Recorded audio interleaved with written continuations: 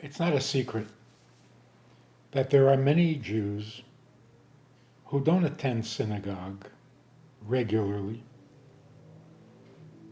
not even on Shabbos, not even on other holidays, but on Yom Kippur, Jews go to the synagogue. It's the subject of many jokes. Some people find that hypocritical. Why are you coming all of a sudden? What are you trying to prove? Some people find it beautiful that no matter how distant a Jew might feel, he doesn't want to neglect Yom Kippur. But whatever your attitude is, the fact is that Yom Kippur is the day when Jews attend, when Jews go to the synagogue. Well, not this year.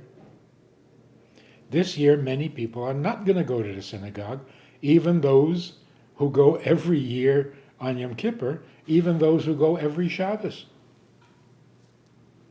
even people who go every day, twice a day, because there's something weird going on in the world, and you can't. There won't be a congregation, there won't be a public service, there's nothing to go to. You're home on Yom Kippur. Two problems with that. For most people, being home alone on Yom Kippur means I have no idea what to do.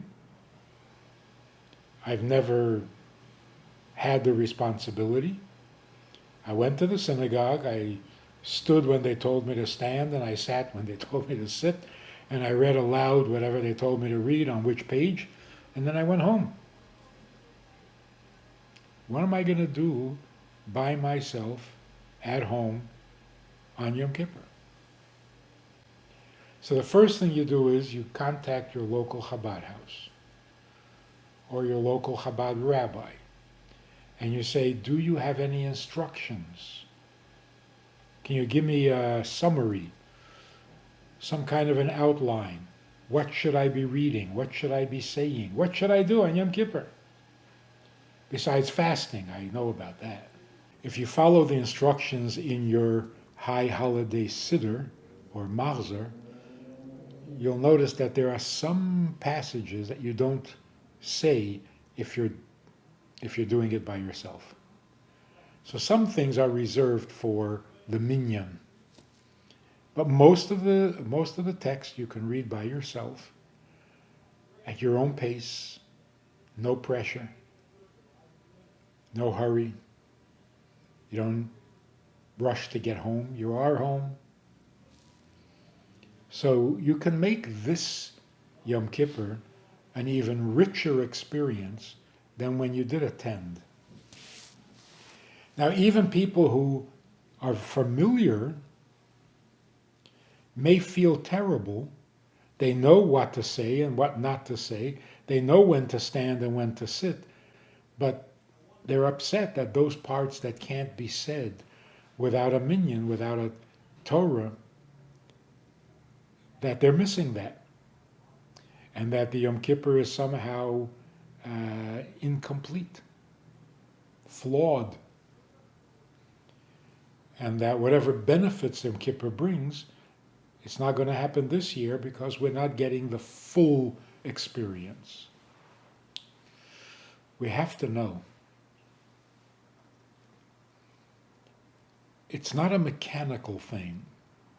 You say these words, you do these acts, you stand, you sit, you bow, and like some kind of an automatic response, you get blessings for the rest of the year. It's very personal. God loves to hear from you. When you say the right words, when you do the right things, gives him a lot of pleasure. And the blessings that come are his response. In other words, it's fluid, it's alive, it's not mechanical. So this year, God arranged circumstances and situations where people cannot get together to do the services with a minyan. What's he telling us? If he made it that way, then it must be perfect, not flawed. He must want something different this year, which means that this year, something different would be considered perfect.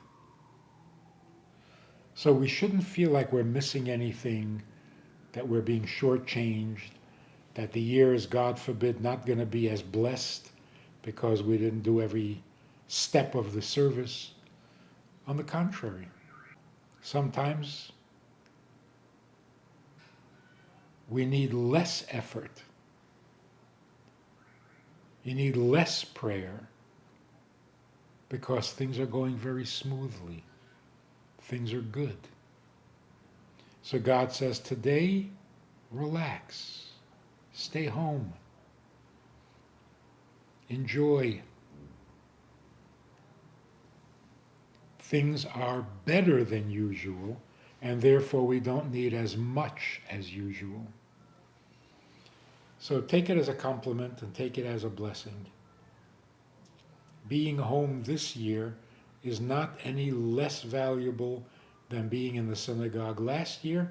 In fact, it could be more valuable. Let's take the positive side. Think positive. We went through a very unusual year. Shouldn't be surprised that it's going to be an unusual Yom Kippur.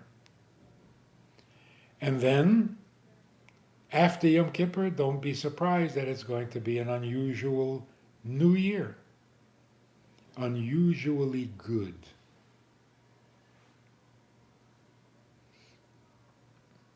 So, make the most of this special year.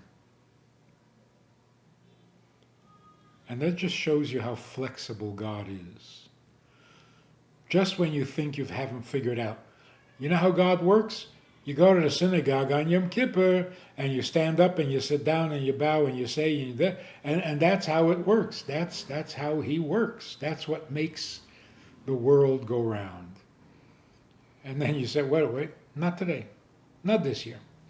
This year, he wants something different. That shows that it's a living thing. So be confident that what you do at home is exactly what God needs you to do. As long as you try sincerely and do the most or the best, that's perfect. That is perfect. Shalom Aleichem. How are you?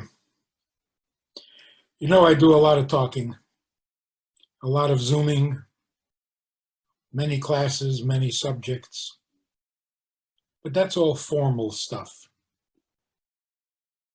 Hopefully good stuff, but formal.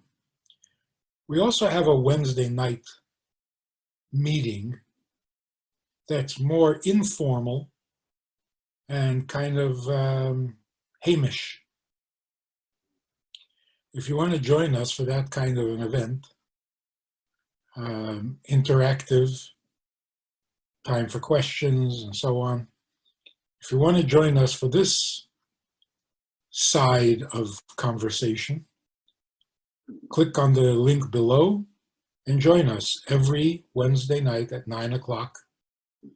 Well, maybe not every Wednesday night, but we try to make it every Wednesday night at 9 o'clock, a more informal chat, which can